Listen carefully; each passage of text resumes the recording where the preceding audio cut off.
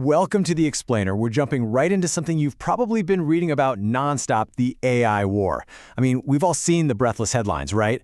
Microsoft's AI-powered Bing stepping into the ring, trying to dethrone Google's decades-long dominance in search. People are pitching this as the heavyweight tech fight of our generation. But what if I told you the war we're constantly reading about isn't actually the real battleground? Okay, let's dive into this. When we ask who is actually winning the AI war, it's so easy for our minds to jump straight to the search bars, the shiny new apps, those chatbots we're using every single day. We're hyper-focused on the interfaces.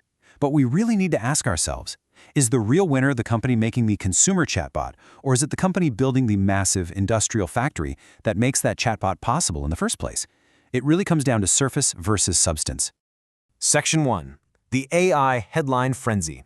The visible battleground of consumer AI.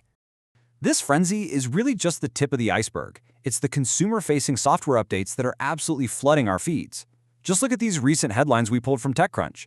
One day we're reading that Microsoft Copilot is suddenly reading our screens and quote-unquote thinking deeply. The very next day, Bing's image creator is rolling back quality, OpenAI drops their sluggish but smart Strawberry model, and Perplexity is suddenly injecting ads. It's chaotic. It's a rapid-fire software war that's constantly shifting and honestly kind of exhausting to keep up with. Every single one of these companies wants you living inside their specific text box, and they're throwing literally everything at the wall just to see what sticks. Which brings us to Section 2, the unwritten AI war, moving faster than the encyclopedia.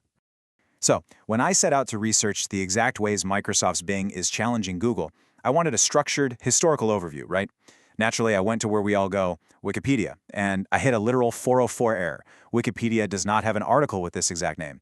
I mean, just think about that for a second. We talk about this rivalry like it's this historic, world-changing event, but the specific battle lines are shifting so erratically that it's literally moving too fast to document in a traditional encyclopedia.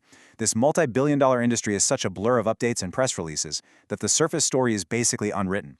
And that realization really forces us to look deeper. Section 3. The engine beneath it all, the foundational infrastructure of AI. Because while that consumer software story is totally unwritten, the massive, monumental hardware foundation powering the whole thing is already built. Take this quote straight from the NVIDIA corporate blog.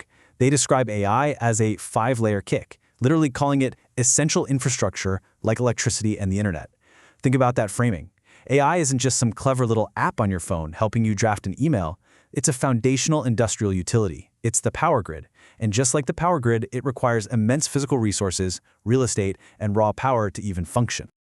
To really drive this home, let's look at the contrast here. On one side, we have consumer AI, Bing, Copilot, ChatGPT, the image creators. They're highly visible, heavily debated, right at our fingertips. But powering all of that is the foundation infrastructure. We are talking about colossal data centers, exascale supercomputers, and tens of thousands of GPUs processing tokens by the megawatt. You absolutely cannot have the shiny software without the massive, unseen industrial hardware running red hot in the background. It is a harsh, physical reality underpinning every single digital query you type out. Let's move to Section 4, Scaling the AI Factory, Hardware Building Blocks. To grasp how these building blocks actually come together, you have to look at the staggering breadth of NVIDIA's infrastructure. In cloud services, they've got DGX Cloud AI factories, and yeah, they literally refer to them as factories now. Down in the data center layer, you have the Grace CPU sitting right alongside massive Blackwell and Hopper architectures, doing unbelievable heavy lifting. And in foundational software, they aren't building consumer search engines, they're building NeMo, Nemotron, and Q2X microservices. These are the deep, underlying tools developers actually use to build the software we eventually see on our screens. Guys, this isn't just a tech ecosystem, this is a full-blown industrial supply chain. I really want to pause on this massive number for a second, 400.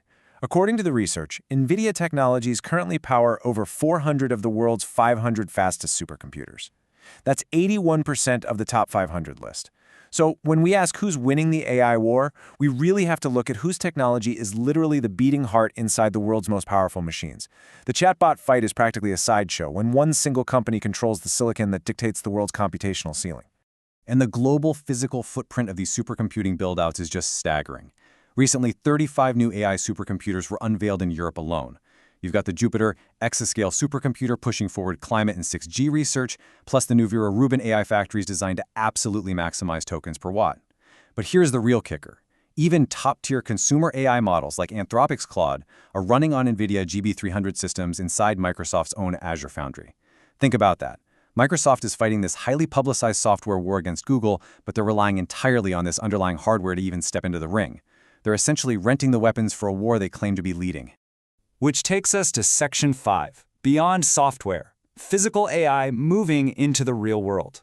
Because here's the thing, all this immense computing power isn't just for parsing text in a web search or summarizing some PDF for your boss. It is escaping the screen entirely.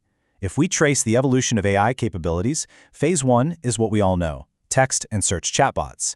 But Phase 2 moves into global physics, like NVIDIA's open models for predicting extreme weather. Phase 3 takes us into motion with autonomous vehicles. And Phase 4, that brings us directly into industrial robotics. We have taken a massive, monumental leap from just arguing over which search engine writes a better travel itinerary. To show you exactly how complex these underwater models have actually become, let's look at Alpamayo 2 Super. This is a 32 billion parameter reasoning VLA model built specifically for Level 4 robotaxi-ready autonomous vehicles. This isn't just software trying to guess the next word in a sentence. This is highly advanced software trying to navigate a 2-ton vehicle through a busy intersection without hitting a pedestrian or a squirrel. The stakes, the complexity, and the raw compute required for this are on an entirely different planet compared to a simple web search. And it gets even more tangible from there. We're now seeing technologies like NVIDIA Halos, which is described as the industry's first full-stack safety system for physical AI and humanoids. The hardware titans are no longer just selling chips, they are building the fundamental nervous systems for actual humanoid robots and large-scale industrial automation. This is a completely different, much more physical battlefield. The real innovation right now is figuring out how to make a machine walk, balance, and interact safely within human spaces. Let's bring this all together for our final section, Section 6. The true AI challenge. Software is just the icing. Let's revisit our iceberg analogy and really lock in this AI hierarchy. Step 1. At the very base, hidden underwater, is the silicon and hardware, your Blackwells and your Hoppers. Step 2 is the cloud infrastructure, like DGX Cloud. Step 3 consists of the foundation models. And finally, sitting all the way up at the top, Step 4, the consumer apps like Bing, Copilot, and ChatGPT. This hierarchy clearly illustrates that the consumer apps we interact with daily, the ones making all those breathless TechCrunch headlines, are really just the final, visible icing on top of a massive, heavily engineered technological pyramid. The real war, the one that actually matters, is being fought at the base. Which leaves us with this final provocative question to consider. While we're all distracted watching this highly publicized battle of the chatbots on the surface, are we entirely missing the industrial revolution happening right underneath our feet? The software war between Bing and Google is undeniably fascinating, for sure. But the infrastructure war being fought and won in massive data centers around the world is what will actually build our physical future. Thank you so much for joining me on this explainer. Keep learning, keep asking questions, and I'll catch you next time.